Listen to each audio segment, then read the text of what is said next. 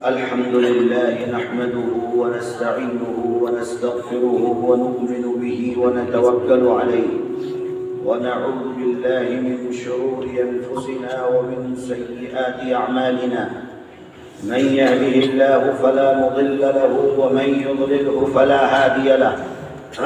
ونشهد أن لا إله إلا الله وحده لا شريك له، ونشهد أن سيدنا وحبيبنا وشفيعنا وسندنا ومولانا محمدا عبده ورسوله صلى الله تعالى عليه وعلى آله وأصحابه وبارك وسلم تسليما كثيرا كثيرا. أما بعد، فقد قال الله سبحانه وتعالى: وما خلقت الجن والإنس إلا ليعبدون. صدق الله ومولانا العلي العظيم، ونحن على ذلك لمن الشاهدين والشاكرين، والحمد لله رب العالمين. صدر محترم جمعیت علماء کریم گنج کے صدر، جمعیت علماء کریم گنج کے جنرل سیکریٹری اور اس مدرسے کے محتمم مولانا جمال الدین صاحب،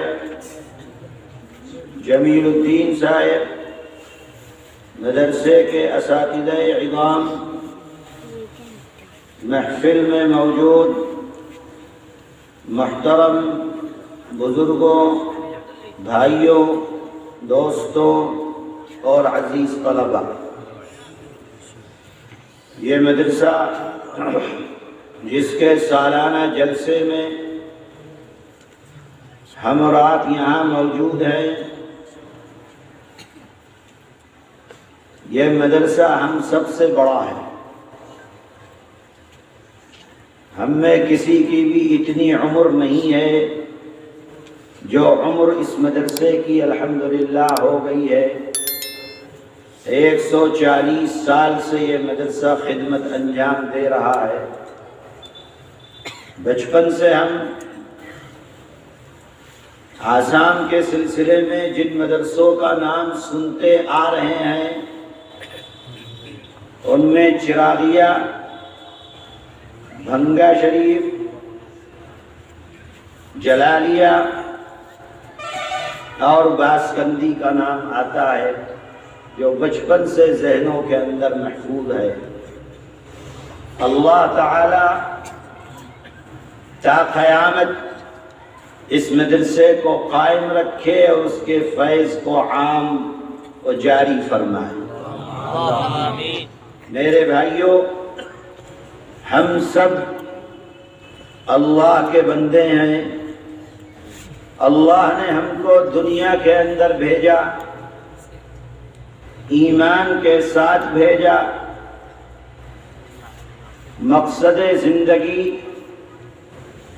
اس کے علاوہ اور کچھ نہیں ہے کہ ہم یہاں رہتے ہوئے اپنے اللہ کو راضی کرنے کا سامان کر لیں. اللہ کے وہ بندے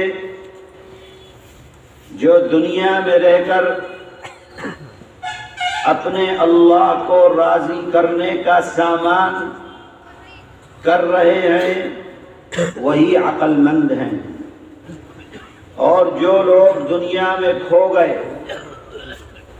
دنیا کے اندر پڑ گئے، دنیا کو جنہوں نے اپنا ایسا گھر سمجھ لیا کہ جس کو اب چھوڑ کر جانا نہیں ہے، تو وہ لوگ بیوقوف اور پاگل اور دیوانے ہیں.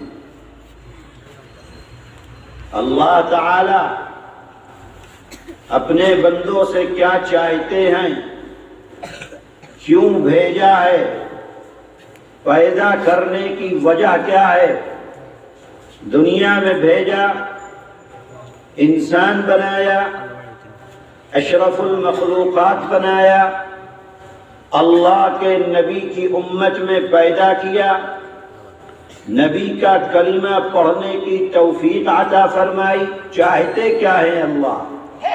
قرآن نے اعلان کر دیا: وَمَا خَلَقْتُ الْجِنَّ وَالْإِنسَ إِلَّا لِيَعْبُدُونَ۔ اللہ تعالیٰ آپ سے صرف یہ چاہتے ہیں کہ آپ اللہ کی عبادت کریں۔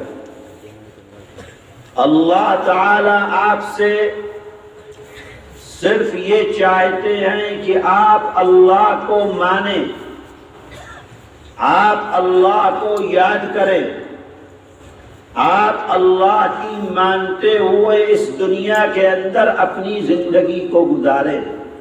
اللہ تعالیٰ اپنے بندوں سے یہی چاہتا ہے، اور بدلے میں کون سی ایسی نعمت ہے جو نعمت اللہ نے اپنے بندے کو نہیں دی ہے؟ صرف ایک آنکھ، اس آنکھ کے اندر 2 کروڑ سے زیادہ بلب اللہ نے لگائے ہیں جس سے انسان دیکھتا ہے۔ اس ایک نعمت کا شکر اگر ادا کرنا چاہے اللہ کا بندہ اور ساری زندگی اللہ کی اطاعت میں گزار دے تو یہ ایک نعمت اللہ کا بندہ اس کا شکر ادا نہیں کر سکتا۔ کون کون سی نعمتیں گنائی جائیں؟ خود انسان کے اندر، انسان سے باہر دنیا میں کون سی ایسی چیز ہے جو دن و رات انسان کے اوپر اللہ کی نعمت اور رحمت بن کر نہیں برس رہی ہے؟ ایک صرف ہوا کو لے لو، یہ ہوا جو چل رہی ہے ساری انسانیت اس ہوا کے واسطے سے زندہ ہے۔ خدا کو تہہ بالا کرنا ہو کوئی ضرورت نہیں ہے اس کو سوائے اس کے کہ ہوا کو یہ حکم دے دے کہ تو رک جا۔ ہوا رک جائے گی، انسان ختم ہو جائے گا، وہ سانس نہیں لے سکتا۔ صبح و شام، رات و دن، اٹھتے بیٹھتے، چلتے پھرتے، ہر وقت انسان پر اللہ کی نعمت رحمت برس رہی ہے، اور اللہ بدلے میں کیا چاہتے ہیں؟ کیا بندے تو میری عبادت کر، مجھ کو یاد کر، میری مان کر چل، جو میں نے حکم دیا ہے اس کے مطابق اپنی زندگی کو گزار۔ بدلے کے اندر کیا ملے گا؟ بدلے میں اللہ نے جنت کو تیار رکھا ہوا ہے کہ اللہ تعالیٰ تم کو جنت کے اندر جگہ عطا فرمائیں گے۔ کس لیے؟ اس لیے کہ تم نے دنیا میں اللہ کو یاد کر کے اپنی زندگی کو گزارا ہے، تم نے دنیا میں اللہ کی عبادت کر کے اپنی زندگی کو گزارا ہے۔ بہت سے خواہشات تھیں تمہاری، بہت سی ایسی چیزیں تھیں جو تمہارا دل چاہتا تھا کہ میں اس کو کروں، لیکن تم نے نہیں کیا۔ کیوں؟ اس لیے نہیں کیا کہ اللہ نے منع کر دیا تھا۔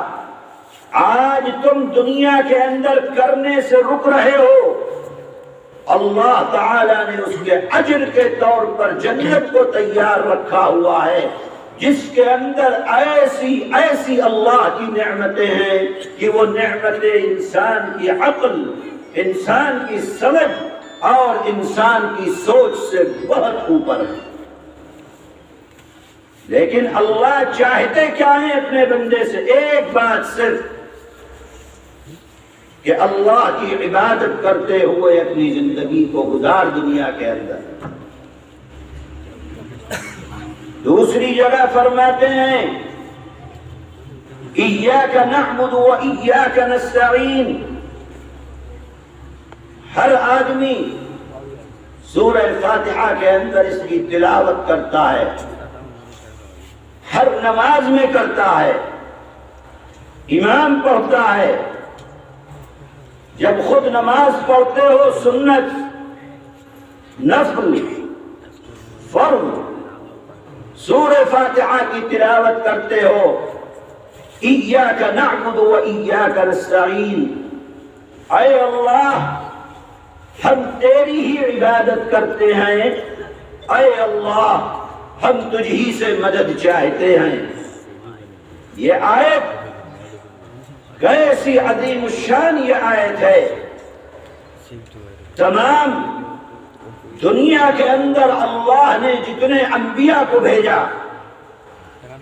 آدم علیہ السلام سے لے کر عیسیٰ تک، اور عیسیٰ کے بعد میرے آقا حضرت محمد صلی اللہ علیہ وسلم، اللہ نے جتنی آسمان سے کتابیں نازل فرمائیں، توریت ہے، زبور ہے، انجیل ہے، قرآن کریم ہے، اور دوسرے صحیفے اللہ کے جو آسمان سے نازل کیے گئے، ان تمام آسمانی کتابوں کا خلاصہ، پورے قرآن کا خلاصہ اللہ نے اپنے نبی حضرت محمد صلی اللہ علیہ وسلم پر جو علم اتارا ہے، اور ہزاروں احادیث میں اللہ کے نبی کا جو علم پھیلا ہوا ہے، تمام کے تمام احادیث کے ذخیرے کا خلاصہ 1,24,000 انبیاء علیہ السلام نے دنیا کے اندر آ کر اپنے بندوں کو جو تعلیمات دی ہیں، جو درس دیا ہے، جو سبق پڑھایا ہے، جس نبی کی بھی تاریخ اور اس کا سبق اٹھا کر پڑھو، 1,24,000 انبیاء علیہ السلام کا سبق یہی ہے، دین کا خلاصہ یہی ہے، اللہ کی طرف سے آسمان سے بھیجے ہوئے کتابوں کا خلاصہ یہی ہے، پورے کے پورے قرآن کریم کا نچوڑ یہی ہے، اللہ کے نبی کی تمام احادیث کا نچوڑ یہی ہے کہ اللہ اپنے بندوں سے چاہتے کیا ہیں، انبیاء کیوں آئے دنیا کے اندر، پیغام کیا لے کر آئے لوگوں کے لیے، درس کیا دیا لوگوں کو انبیاء نے آ کر، کیا ان کا پیغام تھا، کیا ان کا سبق تھا، امت کو کیا بتلانا چاہتے تھے۔ قرآن کریم اترا امت کے اوپر اللہ کے نبی حضرت محمد صلی اللہ علیہ وسلم کے واسطے سے، اور ایک دن میں نہیں، 23 سال کی مدت کے اندر قرآن دنیا کے اندر نازل ہوا ہے، اتارا گیا ہے۔ اللہ کا نبی ہزاروں احادیث کے واسطے سے اس کی تفسیر کر رہا ہے، کیا کہنا چاہتے ہیں، آدم کہنا کیا چاہتے ہیں، اللہ کے دوسرے انبیاء موسیٰ کہنا کیا چاہتے ہیں، عیسیٰ کہنا کیا چاہتے ہیں، محمد الرسول اللہ صلی اللہ علیہ وسلم سبق کون سا پڑھانا چاہتے ہیں۔ یہی سبق ہے میرے بھائیوں، یاد کر لو اس سبق کو۔ تمام انبیاء کی تعلیم، تمام کتابوں کی تعلیم، قرآن کریم کی تعلیم، اللہ کے نبی کے پورے احادیث کے ذخیرے کی تعلیم، جب اس کا خلاصہ اور نچوڑ بیان کیا جائے گا، ایاک نعبد، اے اللہ ہم تیری ہی عبادت کرتے ہیں، اللہ کے علاوہ کسی کی عبادت نہیں ہوگی۔ عبادت کا مطلب میرے بھائی صرف اتنا نہیں ہے کہ آپ نے 5 وقت کی نماز پڑھ لی، آپ نے رمضان کے روزے رکھ لیے، آپ کو اللہ نے استطاعت دی تو آپ نے حج کر لیا، اللہ نے آپ کو مالدار بنایا تو آپ نے زکوٰۃ ادا کر دی، اور آپ نے یہ سمجھ لیا کہ میں نے عبادت کا حق ادا کر دیا۔ عبادت کا مطلب صرف اتنا نہیں ہے کہ آپ نمازوں کو ادا کر لو، روزوں کو رکھ لو، حج کو کر لو اور زکوٰۃ کو ادا کر دو۔